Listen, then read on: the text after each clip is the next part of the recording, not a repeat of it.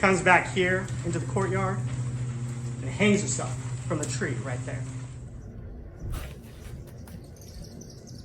So, one of the questions we get a lot, and you hear a lot about New Orleans, is why is vampirism and vampires so prevalent in this city? Keep in mind, 2018 we celebrate our 300th year as a city. Now, the legends and the lore of vampirism here in the city of New Orleans is fairly well ingrained in the city. Anne Rice wrote most of her books, Lestat, and those vampires from that storyline are based here in the city of New Orleans. And there are lore and legends that are fairly well historically documented that the people in those legends, we know they existed, we know they were here, we have paperwork and documentation on it.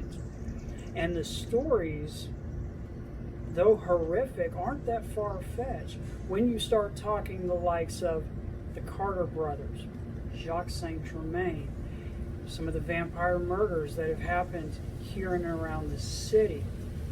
And why does this city have that energy? It's a good question. Keeping in mind, the city hasn't changed a whole lot, especially the quarter hasn't changed in 300 years. So you have an old world European feel here.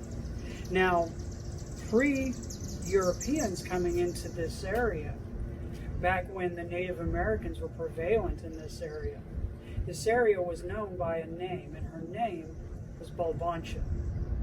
And in the tongue of those tribes, Balbancha means a place of many tongues or many languages. And it was known that this area had an energy to it.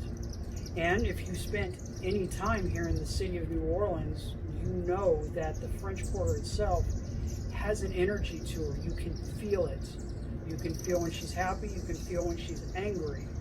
Right now, you can feel it when she's depressed.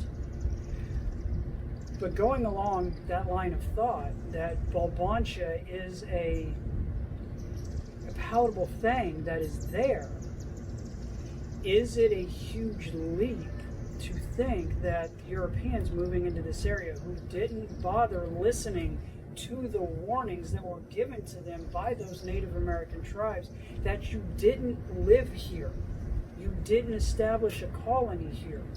The tribes wouldn't establish their colonies here in their camping areas because they knew and were told and believed that if you stayed in this area for too long, Balbancha would start to feed on you, and your energy would be brought down all the way to the point where you went crazy and died.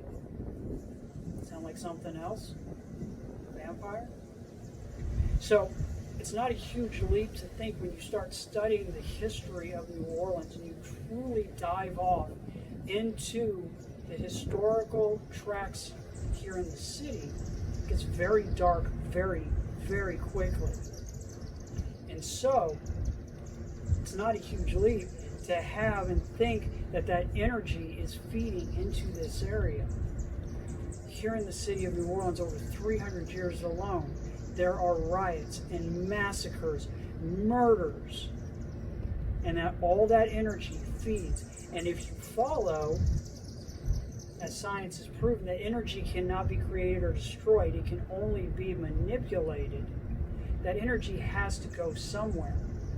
And it's in these walls, it's in the roads we walk on. All of these horrific historical events are still here. It's one of the reasons why here in the city of New Orleans, history is a living, breathing thing. You walk around it on the streets every day. And those vampire lore and legends are very much alive here in the streets.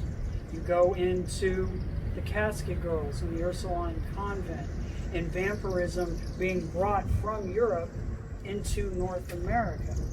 And on my tours, people ask me all the time, come on, Cedric, are you honestly going to stand right there and you're going to tell us that you believe that there are vampiric entities that hunt on the city streets of New Orleans to this very day? You're damn right I am.